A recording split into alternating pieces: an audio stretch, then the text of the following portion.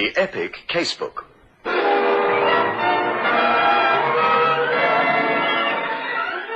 In which Inspector Carr investigates.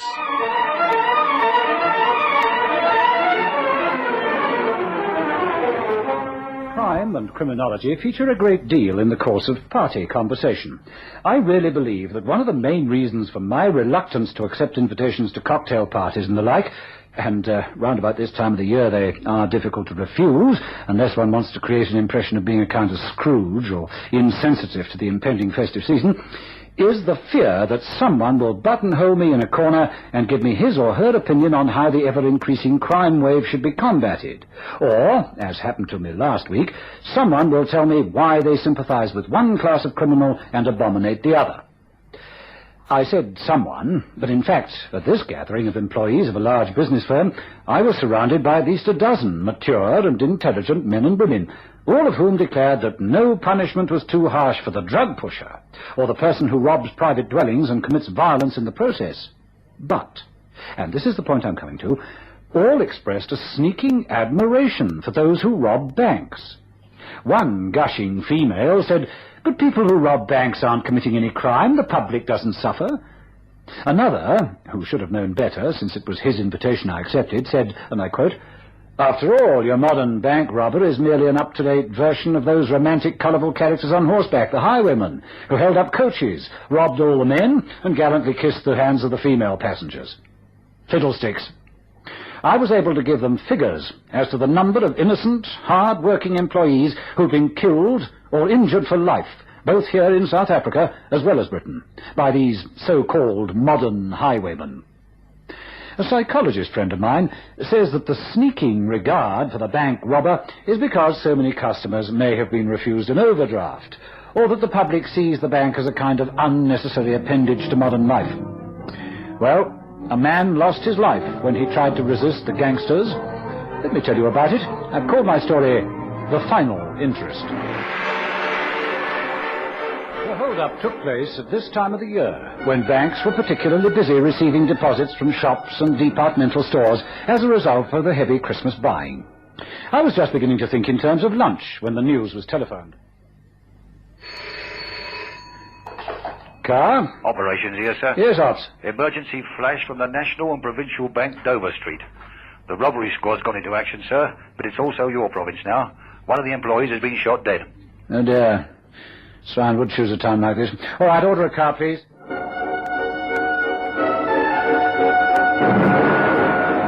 Dover Street is in the heart of London's fashionable West End.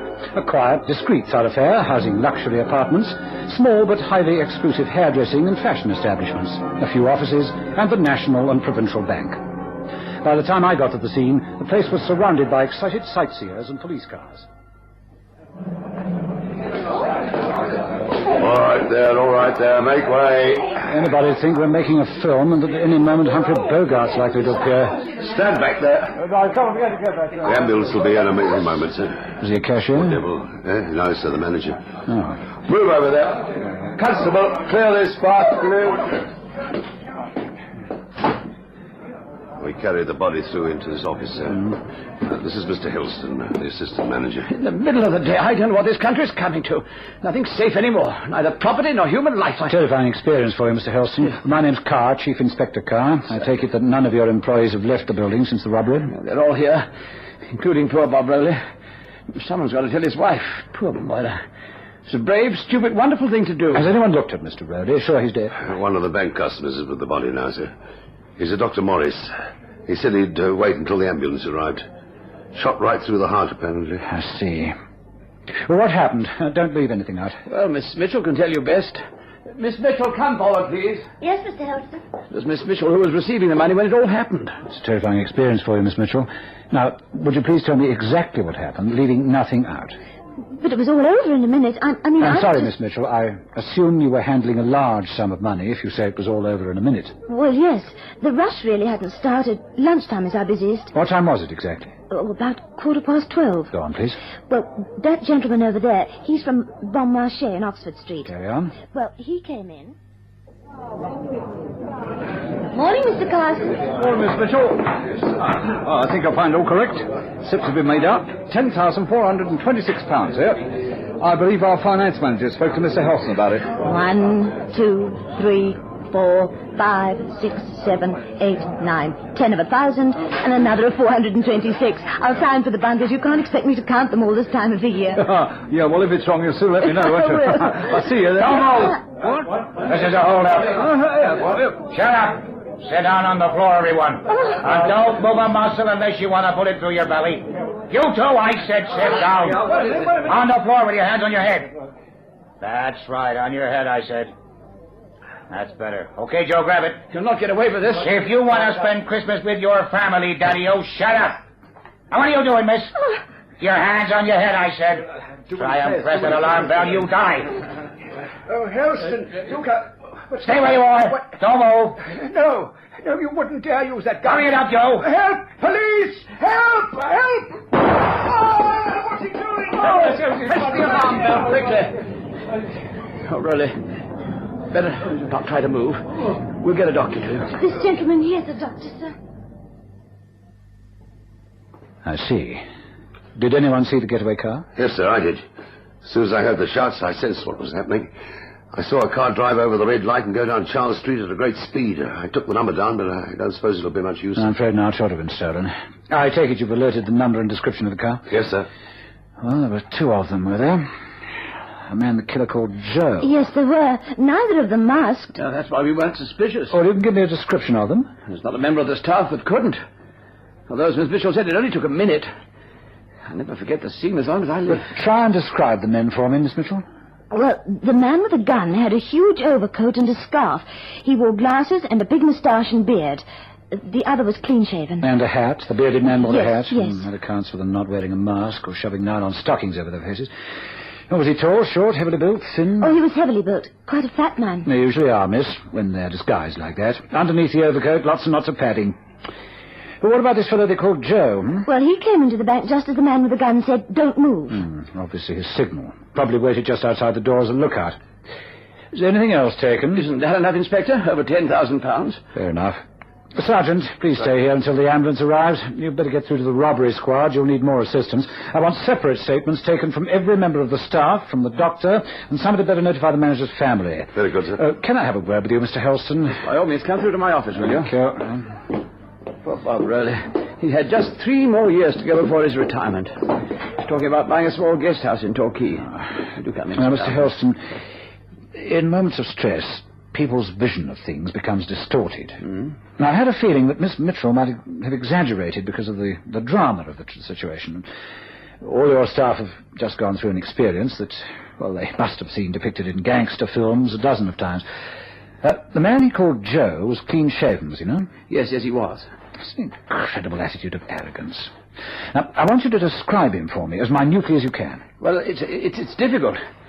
We were all so fear-stricken. We were all looking at the man with the gun. Yes, I realise that. That's why the second man isn't so heavily disguised. Everyone looks at the man with the gun, wondering when he's going to shoot or if he might pull the trigger accidentally. Of course. But you had your attention diverted when the unfortunate Mr. Rowley, not knowing what was going on, emerged from his office and called you. Now, didn't you get a clear mental picture of what the man, the gunman, called Joe? Yes, I did, but he was so nondescript. He was wearing an overcoat, he had a hat and a muffler. Well, this is one of the coldest Decembers we've had in years. But his face, it didn't look puffed. There was no sense of... Well, what I'm trying to say, Mr. Helston, is that they frequently put cotton wool between their gums and their cheeks. Be surprised how it alters their entire face. Now, this Joe never spoke, No, he didn't. You're sure about that? Yes, I'm positive. I can see some more policemen have arrived. Oh, no, wait a minute. No, I think they're the ambulance men. Well, I'll have a quick word with the doctor, and then I'll get back to the yard. Car? Operations unit, Inspector. Yes, Ops. They found the car, sir. False number plates, of course. It belongs to a Mr. Reese in Eastmoor Mews in Knightsbridge. It was found abandoned in Lambeth. They took a risk going as far as that. All right, Ops, thank you. Oh, I'd better have a word with the boss boy of the robbery squad. It was obvious that the hold-up was the work of highly skilled and efficient criminals. It called for split-second timing, and that meant close conference with the robbery squad. Armed with photographs of all the known thugs in the bank robbery business, I returned to Mr. Helston's office. I'm sorry to put you to all this trouble, Mr. Helston, but even though the two gangsters were disguised, something about them, the shape of their eyes, the nose, the nostrils, anything might strike a chord of memory in them. Well, those I've seen so far have no resemblance at all, I'm afraid. Yes, well, what about this one? His name's Joe Baggett, released from jail 6 months ago. Specializes in bank hold-ups, height 6'2", brown hair. No. That lets him out straight away. The man called Joe couldn't have been more than 5'7" or 8. Oh, as you say, that lets him out. What about this? Oh, no, I'm afraid not. Well, you've looked at 48 photographs. Yes. The one thing we do know is that the bank was robbed at exactly 10 minutes past 12. It's going to be a hard, foot-slogging task finding out where all these characters were at that time. What beats me is why a huge departmental store should want to deposit so much money in the middle of the day. Isn't that unusual? Well, it's security. Their finance manager rang through to say that they were depositing the money rather than keep it in their own safe over the weekend. They're spreading the risk, so to speak. It's been an unusually busy week of Christmas shopping, you know. So you knew the money was coming? Oh, yes. I warned our cashiers to accept the money in bundles and not to bother to count them. I thought we'd take that risk. No, I'm not worried about the money. It's what happened to poor Bob Rowley. Yes, indeed. No doubt the insurance company will make good the loss of the money, but nothing can bring your manager back to life. I'll tell you one thing. I'm going to catch those gangsters. I stake my life on that. On that confident note, I left the Dover Street branch of the National and Provincial Bank and returned to my office. Within seconds, every criminal investigation department throughout the country was alerted and their assistance sought. It could have been an outside job. On the other hand... Sergeant, Sir? Here's a list of the names and addresses of the 3 cashiers and the assistant bank manager. I want you to put on plain clothes and spend some time in each area. I want you to find out everything you can about them. You think it's an inside job, sir? Well, not an inside job exactly, Sergeant, but... Well, let's say we're leaving no stone unturned. Very good, sir. Car... just a minute, Sergeant. Operations here, Inspector. Yes, Ops. What have you got for me? No joy, sir. No fingerprints. The boffins say that the stolen card had been carefully wiped. I might have expected that. All right, thanks. Order a car. I'm going round to Bon Marché to see the finance manager.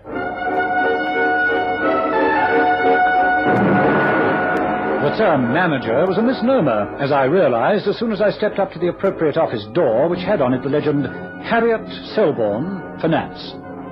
Mrs. Selborne proved to be a rather large, somewhat overpowering lady in her middle 50s.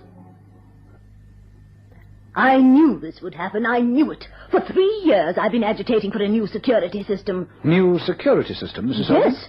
I have recommended to my board of directors that all cash still in the store after the bank's close should be deposited with one of those security organizations. And as for sending Carsons through the streets carrying all that money in a bag, ridiculous. But wasn't that on your instructions, Mrs. Selborne? Yes, although I was very much against it. You see, with modern methods of accounting, we know the cash float was issued every 2 hours. Mr. Ponsonby, our chairman, put the new system into operation as from this morning because, well, you see what the store is like on Christmas Eve. I personally telephoned the assistant manager of the bank to warn him to expect this money. When did you do that? About 11 o'clock this morning. Thank you. Well, what happened until this new system was put into operation? Well, we kept the money here in the safes, and the money was sent over when we felt it was necessary. But our chairman pointed out that we were losing interest of 5% by holding the money here, whereas if we deposited it with the banks on call, if you know what the term means, Inspector. I do. It means a saving of quite a few £1,000s a year, but a most hazardous procedure. From now on, we shall send the money with an escort.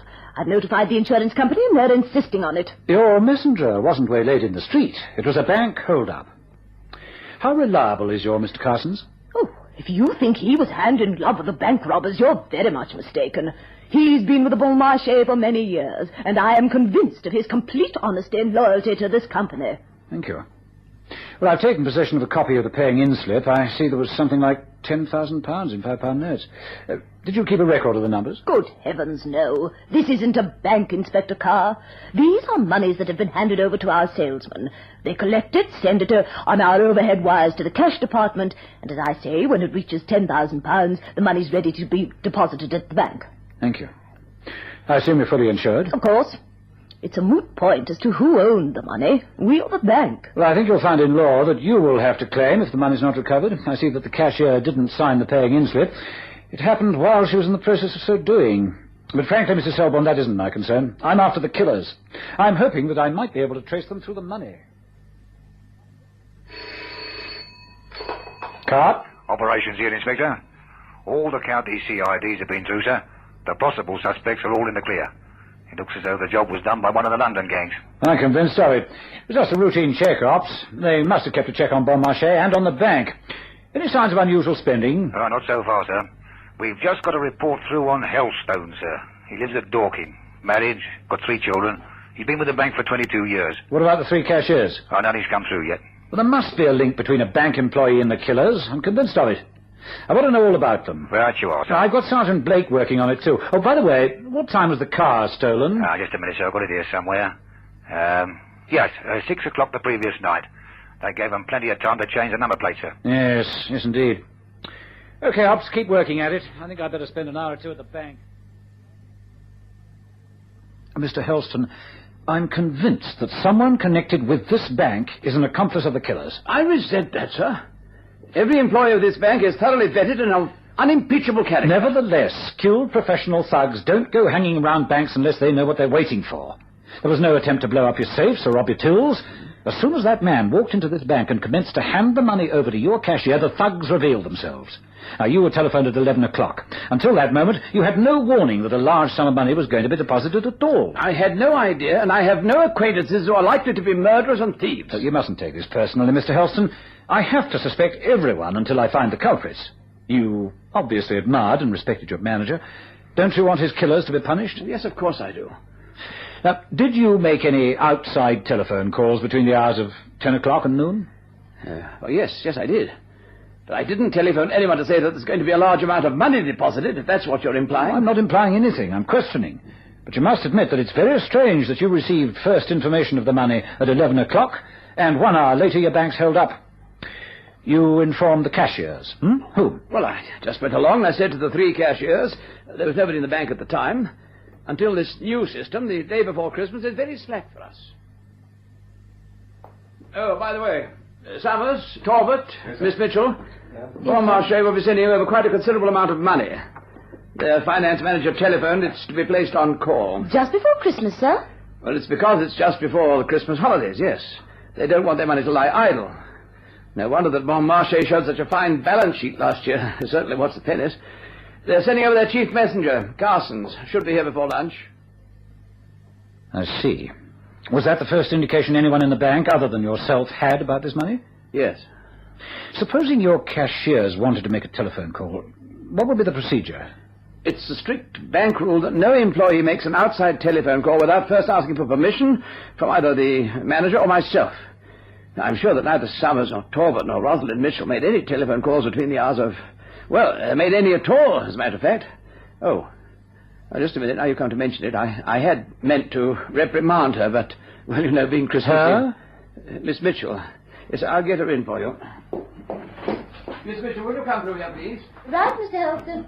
Does that mean that Miss Mitchell did use the telephone? Yes, she used the sub-accountant's telephone. You wanted me, sir?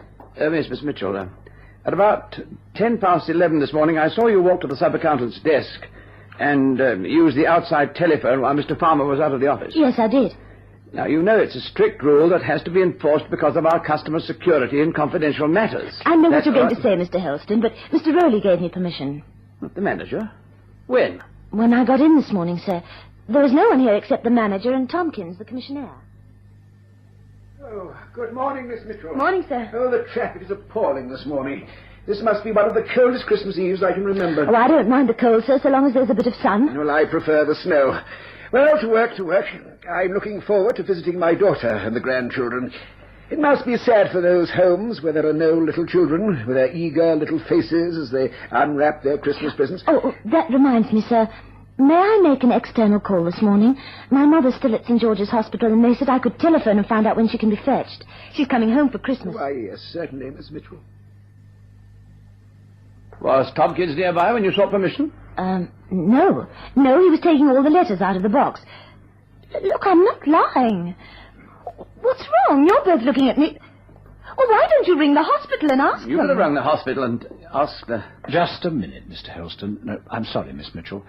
You must have realized that we think someone passed information to the gangsters. Information? But how... That's all right. I'm sorry I've troubled you all. I don't think I'll need to make any more inquiries at the bank.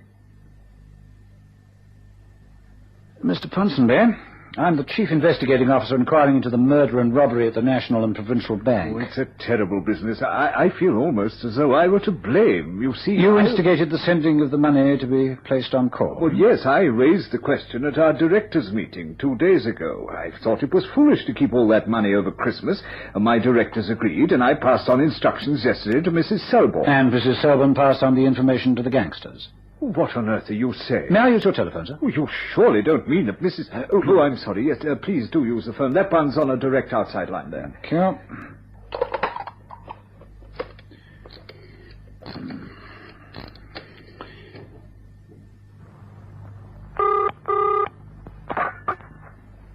Scotland Yard operations. Car here, Ops. Now, listen. Do you mind going out of your office, Mr. Ponsonby? I'm sorry if I'm over-suspicious. Oh, yes, as you wish. Thank you. Still there, Ops? Yes, Inspector. The one person I didn't check on and should have done, as being the most obvious, is the financial manager. She's really a manageress. I want one of our best men to tail her. I want her telephone at home monitored. It's a Mrs. Selborne. I want to know everything about her because my antenna tell me she's going to lead us to the killers.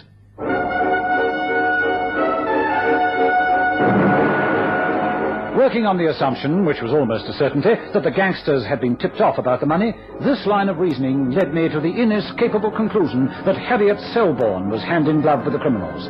She was watched, night and day, her telephone line monitored, and then, at long last... I told you not to ring me, you fool. Who knows about us? Look, it's all very well for you, but what am I going to do over Christmas? Stick around in this lousy cottage all by myself? Why can't I go and mix with the boys? Because you've got a record, that's why. Because one of the racetrack detectives might remember seeing us together. Now, just lie low for a week or Why two don't and... you come down to Maidenhead? I'm lonely. Look, it's Christmas. Nobody would think that a fancy-spoken lady like you would have anything to do with it. And so he went on talking, which was music to my ears, since I knew that it was of sufficient duration for the department to trace the call and arrest him. What's going to happen now, sir? What do you mean, Sergeant? Well, it was a bit of luck that this fellow he called Joe was in the bungalow when our men surrounded the place, particularly when all the money was there. Well, if you're asking me whether Harold Eastley will be charged with murder as well as Joe Copley, who did the shooting, well, the answer's yes. Well, you know the law as well as I do. No, sir. I don't mean that, sir. I mean Mrs. Selborne. Will she be charged with murder and robbery, too? No, Sergeant. No, she wasn't at the scene of the crime. No one will be able to prove that she was aware that her accomplices were carrying firearms. No, we'll just pin an accomplice to robbery on her, but that'll put her away for a year or two. Excuse me asking, sir, but I read your report to the AC. Yeah? I still don't see why you were so sure that she was involved. Well, it had to be her who tipped off the gangsters. If you remember... Well, we know that it was a highly skilled professional job, calling for split-second timing. We know that the car was stolen the day before the robbery.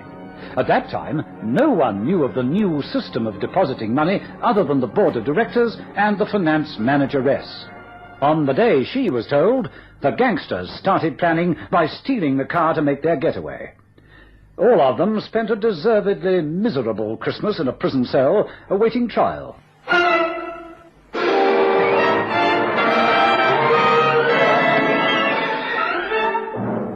The epic Casebook was produced by Michael Silver with Hugh Russ as Inspector Carr. Listen again next Thursday night at 9:30 to another exciting story from our epic Casebook.